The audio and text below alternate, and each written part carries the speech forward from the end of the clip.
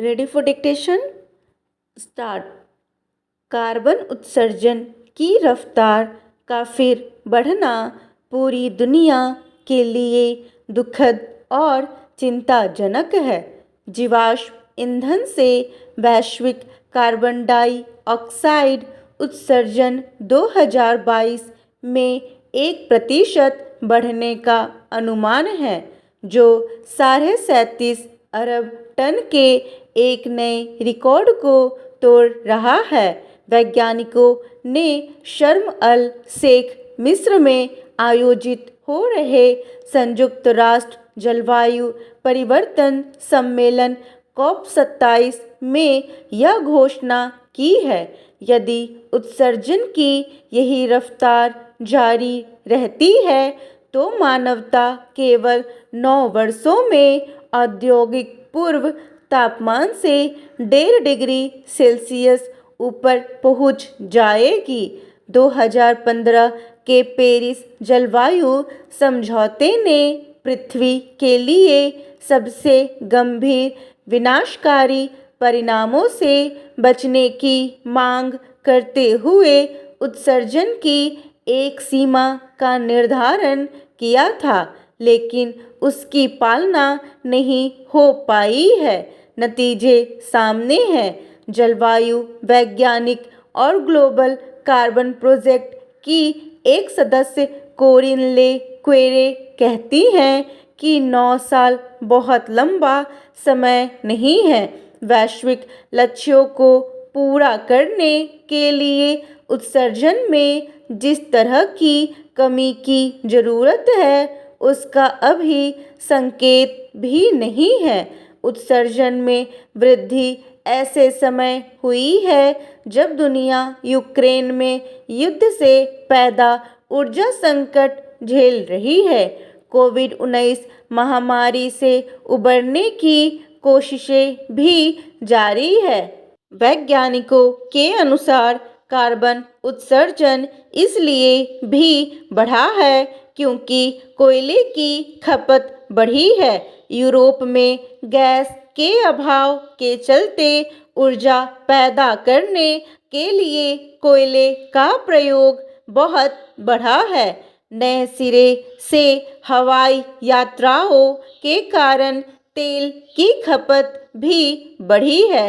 हालांकि 2000 के दशक की शुरुआत में कार्बन उत्सर्जन में 3% की वार्षिक वृद्धि दर्ज हो रही थी। इस वर्ष की 1% अनुमानित वृद्धि अपेक्षाकृत कम है, लेकिन इस वृद्धि को रोकना ही एकमात्र विकल्प है।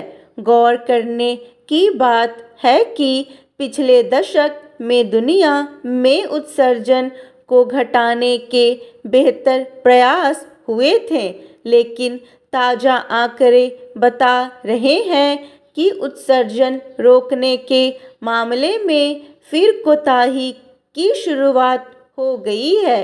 चिंता है, सबसे तेज उत्सर्जन की सूचना भारत से आ रही है, जहां कोयले और तेल की बढ़ती खपत में 2021 की तुलना में अनुमानित 6% की वृद्धि दर्ज की गई है।